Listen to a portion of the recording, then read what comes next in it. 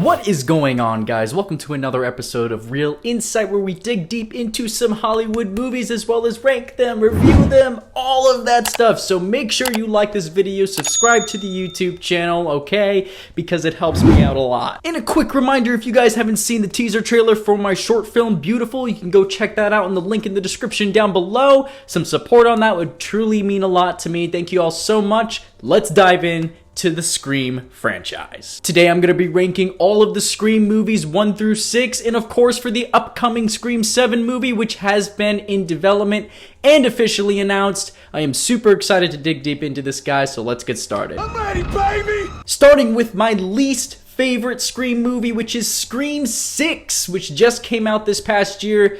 Honestly, guys, I have to say that the reason why I think it's the worst Scream movie made of all time is the consistency of how many hiccups and how much copycatting they do in these movies. Scream 6 bringing us into a new environment within New York City where we actually meet the Carpenter sisters once again. Honestly, I will have to say my least favorite part about this movie is the motive. It's an exact copy of Scream 2. Scream 6 was just not hitting those beats for me like the original OG movies did. Scream meaning so much to me in my life literally inspired me to make horror movies myself. Without Scream, there would be no Carson J. Dahl. Radio Silence and that team did a fantastic job with the cinematography, with the way the movies were shot, with some of the action sequences, which honestly I thought was fantastic. The idea of creating scares, honestly, needs to be more impactful. This Ghostface was honestly crazy as shit. A lot of cool action scenes in this, but again, didn't hit the story beat lines that I was looking for particularly. Now again, guys, this is just my point of view, so don't hate on me here. Now again, they went the same route with the same motive from Scream 2, which is the whole revenge thing. Richie being the son of the police officer in this movie really made me feel like it was expected. I actually ended up commenting on one of 3C Films' Scream videos, basically predicting who the killers were in the first place. Now, I didn't know exactly which person it was particularly, but if you've noticed in every Scream movie that every killer in every Scream movie literally wears a flannel. Kind of weird, honestly. Moving on to my second least, which is going to be Scream 2. Now, Scream 2, honestly, again, being the same exact motive as Scream 6, but of course, this movie being in college, which we've seen that done in a lot of modern day settings like Happy Death Day and all that, but this idea of there being a psychopath killer with a motive to actually kill Sidney Prescott. In the original screenplay for Scream 2, I remember it was her best friend. I can't really remember her name, but her best friend was actually the killer in that original screenplay. I do think that would have been an awesome way for us to get introduced to, again, it being anybody. Scream 3, honestly, this being an awesome movie, a lot of good action sequences. I really do think that the ghost scene when Sidney's mother comes up to the window was honestly a pointless scene. I honestly think that Ghostface should have showed up, attacked her, and that's what brought her back to investigate everything else, because she can't run away from this person. I love how in this film there is one single Ghostface, there isn't two of them,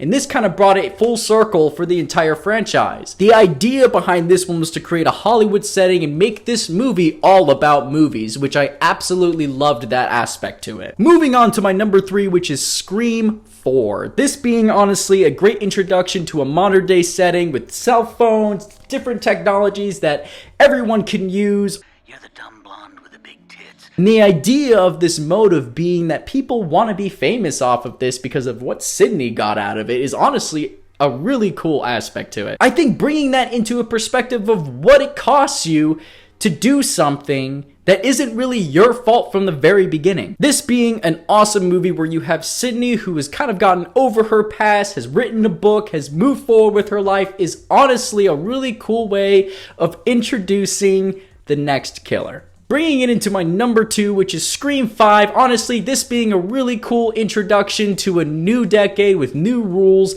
and having that it can be anyone you know still, but also that it could literally be anybody, even your main characters, for example. The idea behind bringing a new perspective on it is honestly super cool. I absolutely loved that. But they did kind of copy the Scream 4 motive, which was basically making your own movie. They were trying to make inspiration behind this so that Hollywood would go out and make a movie about them and they would get all the fame and glory as well. And this also being a movie where Sydney actually almost gets killed off, which honestly I think should have happened maybe in a way, but not necessarily. Maybe she was put into a coma. Maybe, you know, something else happened internally that shocked her and caused her body to shut down, and she ended up in a hospital. That would have been an interesting aspect to explore, honestly. I really do think that the Scream 5 killer was honestly way better than the Scream 6 killer and the Scream 2 killers, is because there was real passion behind it. You could tell that these killers really wanted to get the glory that they wanted and that they felt like they deserved. So good job to Radio Silence for honestly making such a killer Scream movie. Moving into my final number one, which is of course you all know what it is, Scream, the OG 1996 movie, which is honestly the introduction to the slasher film genre, the whole meta reason thing behind all of that, which honestly this film gave me the chills the first time I watched it. The first time I watched it, I honestly saw the consistency of what Wes Craven was trying to do here. This being the very first scene where Casey gets a call from the killer, they start having their conversation. The entire time the killer is talking, and the responses that he gives are so terrifying. Honestly, creeps me out every single time I watch it. You honestly cannot beat the original. It set the standards for the horror genre as a whole and slashers. So I have to honestly say that this movie is the top OG. There is no beating it, no matter what you do or where you send your main characters. That is the OG movie. And the motive in this movie was honestly so terrifying, and there was an actual past and backstory to it. I really hope they bring someone back into Scream 7. It could be possibly Tara's mother, which honestly would be really cool if they brought her into it, but don't make her the killer because that's too obvious. The killer needs to be somebody within the friend group who doesn't have the motivation that others people have had in the past. Maybe Tara or maybe Sam hurt them in the past, who knows? But I guarantee you our first kill is going to be Gail in Scream 7 because honestly, she needs to get knocked out, man.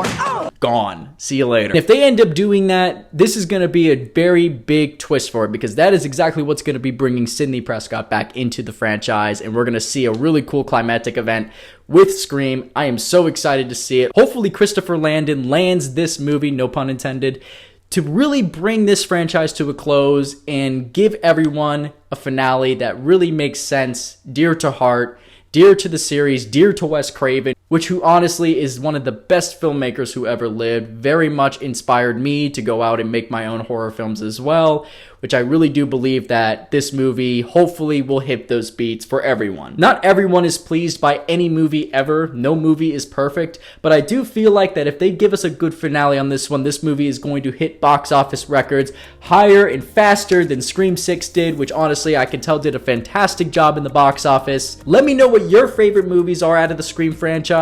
List them 1 through 6. I'd love to hear about it. But that's all the stuff we have for today, guys. Please like this video, subscribe to the channel, as well as follow me on Instagram, Twitter, and TikTok. Again, guys, this is Carson with Real Insight. Take care.